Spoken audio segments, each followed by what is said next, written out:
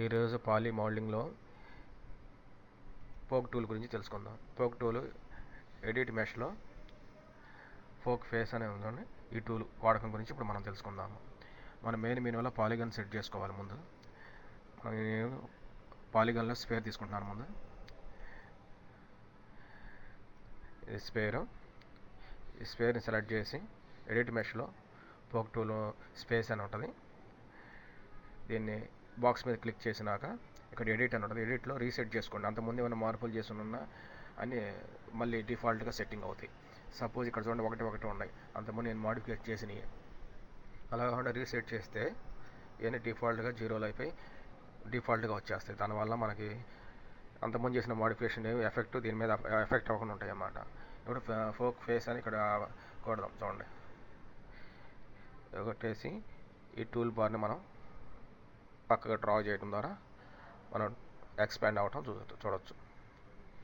మామూలుగా సెలెక్షన్ ఆపేద్దాం. ఇది పోక్ టూల్ యొక్క ఎఫెక్ట్. మనకు కావాల్సిన విధంగా చేసుకోవచ్చు అనమాట.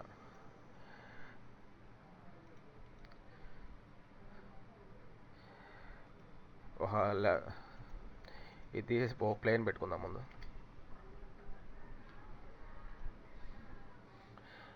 ఒక క్యూబ్కి ఇస్తున్నాను.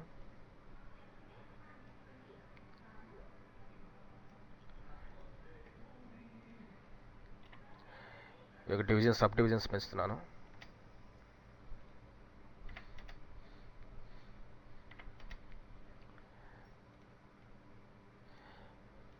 రైట్ క్లిక్ ఇచ్చి మనకు ఫేసులు సెట్ చేద్దాం. మనకు కావాల్సిన ఫేసుల వరకే పోక్ టూల్ వాడతాం. ఎట్లాగో దీని ద్వారా మనం తెలుసుకోవచ్చు. సెలెక్షన్ చేద్దాం.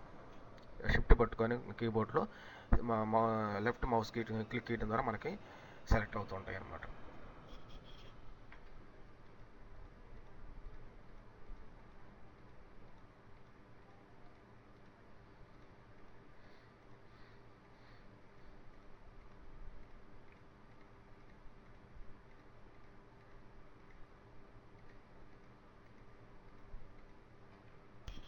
ఇప్పుడు మొత్తం సెలెక్షన్ చేశాను. ఒకసారి బాటంలో ఏమైనా సెలెక్ట్ అయినా కూడా ఒకసారి చెక్ చేసుకుంటే వ్యూ తిప్పుకొని సెట్ చేసుకోవచ్చు. ఇప్పుడు పోక్ టూల్ క్లిక్ చేద్దాం. ఇందాక డిఫాల్ట్గా సెట్ చేసాం కాబట్టి మనం డైరెక్ట్ పోక్ టూల్ పోక్ ఫేస్ని డైరెక్ట్ క్లిక్ చేయొచ్చు. చూడండి, మనకు కావాల్సిన విధంగా ఎలా ఎక్స్పాండ్ అవుతుంటాయి. మనం ఆబ్జెక్టివ్ మోడ్గా మళ్ళీ మారుస్తున్నాను. ఎడ్జిల్లాగా వస్తుంటాయి చూడండి. నెక్స్ట్ మనం చెప్పుకోవాల్సింది, అంతకుముందు నేను చేసిన రోలింగ్ని మీరు ఎలా ఉపయోగించాలో నేను ఉపయోగించాను. ఒకసారి చూద్దరు, ఆ మోడల్ కూడా చూద్దరు. ఇది రోలింగ్లో ఈ కనబడుతున్న మెట్టి స్టెప్ పోక్ టూల్ ద్వారా నేను తయారు చేసింది. ఈ విధంగా మోడలింగ్ టూల్స్ని ఉపయోగించి మనం ఆబ్జెక్ట్ల యొక్క మోడిఫికేషన్ చేసుకుంటూ ఉండవచ్చు. నెక్స్ట్ లెసన్లో ఇంకో ఆప్షన్తో మళ్ళీ కలుద్దాం.